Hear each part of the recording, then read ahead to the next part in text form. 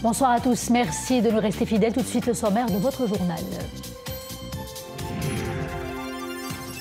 Après 2 décennies marquées par plusieurs évolutions sociales et sociétales, le Code de la famille est amené à changer sur hautes instructions de Sa Majesté le Roi et selon une réflexion collective et collégiale, les lois en vigueur devant laisser place à des textes au diapason avec les défis du contexte actuel.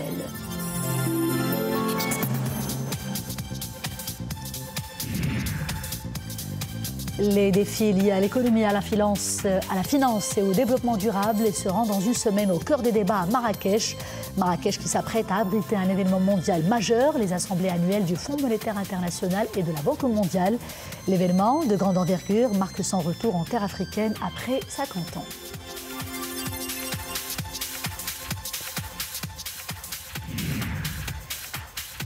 La musicothérapie au service des enfants admis au service hématologie et oncologie de l'hôpital Avicenne de Rabat. Toute une salle y a été aménagée, équipée, une dose de joie et de douceur pour aider ces enfants à mieux vivre avec la maladie. Des ateliers de peinture sont également prévus. Bonsoir, la cause nationale. En ouverture de ce journal, l'État du Qatar a renouvelé à New York son soutien au plan marocain d'autonomie, le qualifiant d'initiative constructive et de base objectif pour toute solution réaliste et durable aux différents nationales, aux différents régionales autour du Sahara marocain.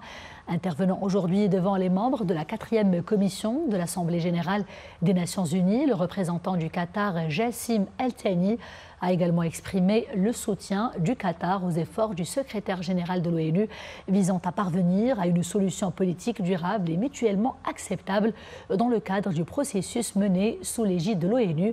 Des résolutions afférentes du Conseil de sécurité, notamment la 2654, et dans le respect de la souveraineté du Maroc.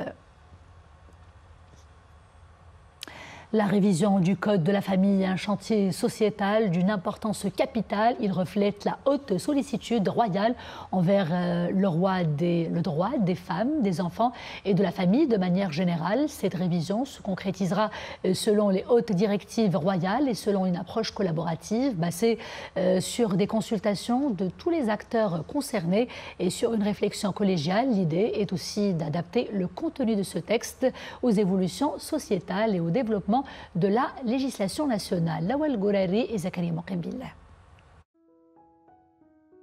19 ans après son application, le Code de la famille montre ses limites.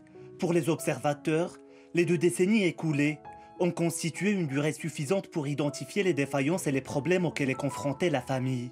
La révision du Code de la famille engagée sur haute instruction royale était donc attendue. Elle permettra de répondre aux doléances et aux attentes des citoyens dans ce sens. Il est nécessaire de modifier les textes de loi, mais il faut aussi veiller à ce qu'il n'y ait pas de dysfonctionnement, dû soit à d'éventuelles contradictions dans le Code de la famille, soit à une application incorrecte. Il faut aussi dépasser les mentalités qui appréhendent la Moudawana avec une vision arriérée. La loi, son environnement et les personnes chargées de l'appliquer devraient être à la hauteur de ce chantier.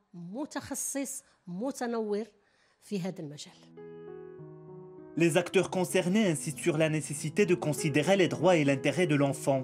Bien souvent, c'est le maillon faible des relations conjugales vouées à l'échec.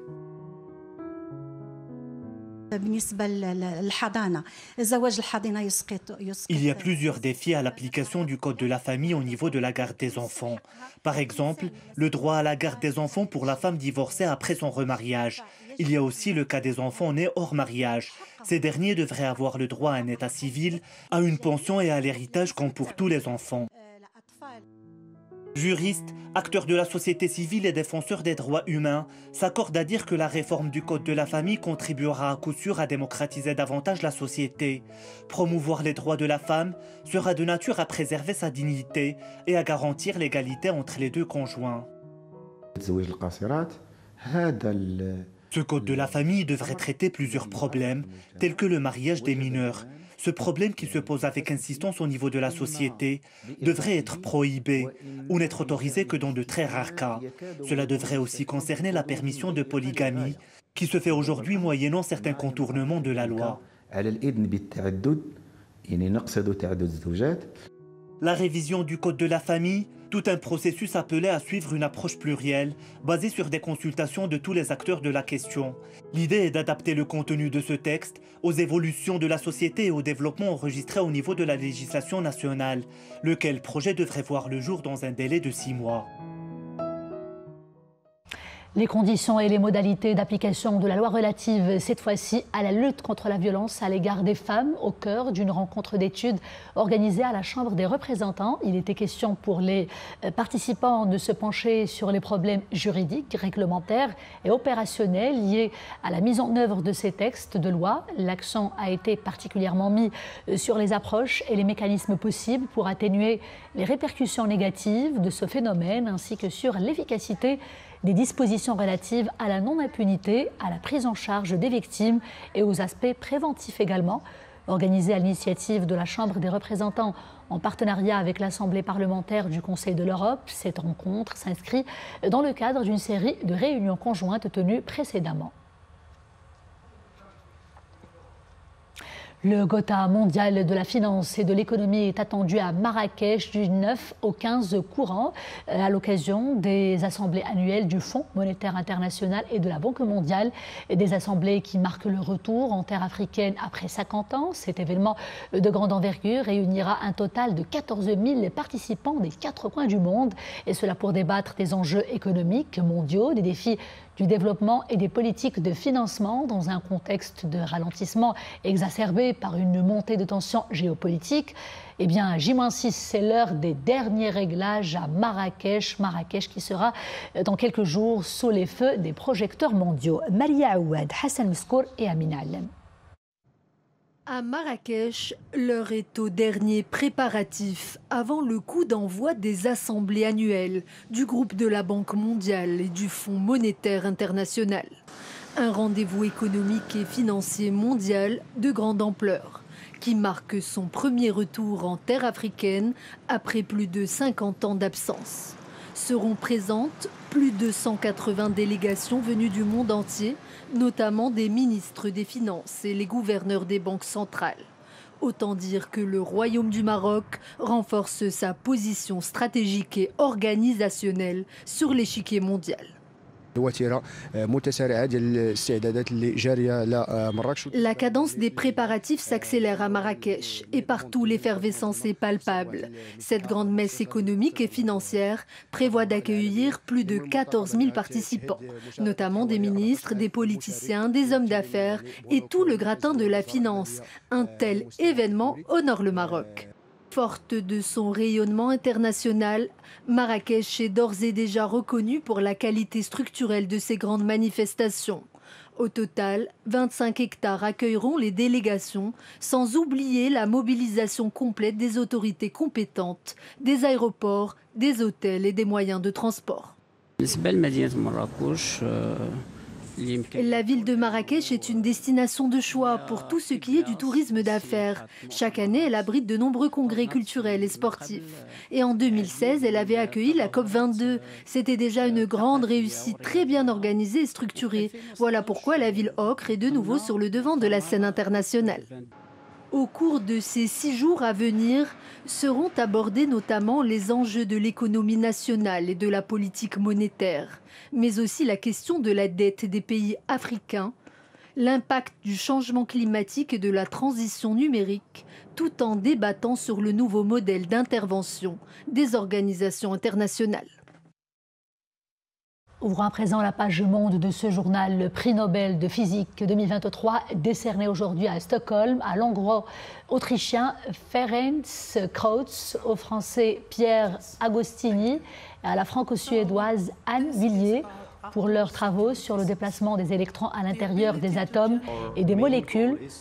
Les 3 chercheurs ont démontré un moyen de créer des impulsions lumineuses extrêmement courtes qui peuvent être exploitées pour mesurer les processus rapides dans lesquels les électrons se déplacent au change d'énergie.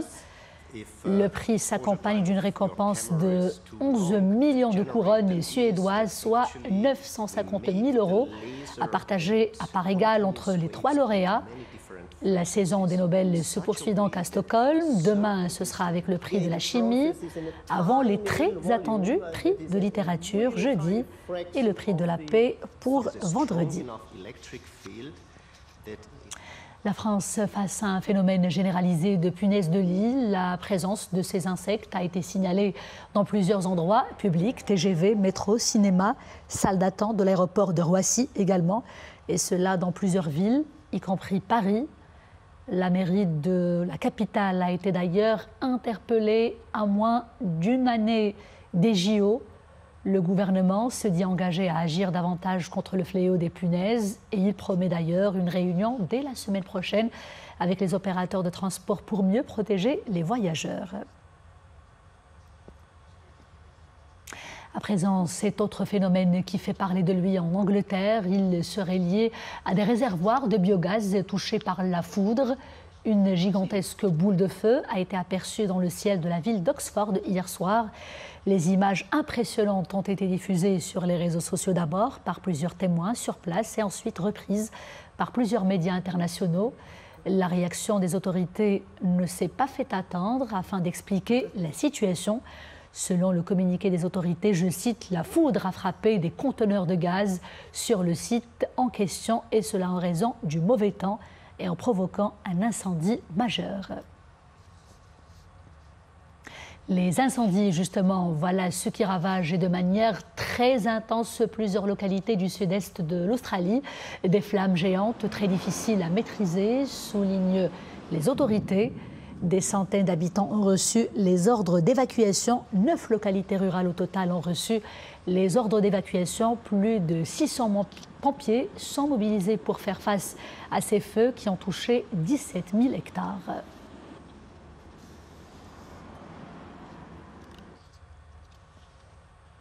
Et retour chez nous, agréable à écouter. La musique procure, comme vous le savez, d'innombrables bienfaits sur l'humeur, la créativité, sur la santé mentale surtout. Ces vertus sont encore plus efficaces lorsqu'elle est jouée dans un établissement hospitalier. Elle devient une barrière contre le fardeau et l'anxiété posée par la maladie. Et c'est dans cet esprit d'ailleurs qu'une salle de musique a été inaugurée au sein du service d'hématologie et d'oncologie à l'hôpital d'enfants de Rabat. L'initiative citoyenne émane de la fondation Abdelrahman Fenniche. Maria Ouad, Siham Bokhlifi et Atman Tezi pour le reportage. Au CHU Ibn Sina de Rabat, il y a comme un air de fête dans les couloirs. De quoi mettre un peu de bonheur dans le cœur des enfants malades. Véritable thérapie de l'âme et du corps, la musicothérapie aide les petits patients à mieux supporter les traitements lourds, en s'évadant et en se surpassant. Une jolie initiative qui s'inscrit dans le chantier de la réforme du système de santé initié par Sa Majesté le Roi et qui prône l'art comme exutoire essentiel à la guérison.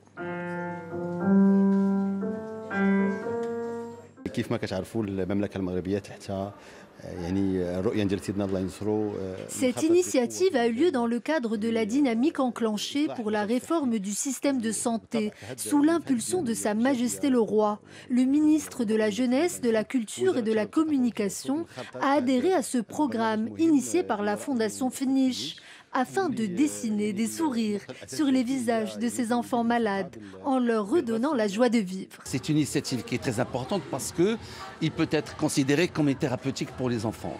Nous exhortons cette initiative et j'espère que ça sera diffusé et installé à tous les hôpitaux du CHU.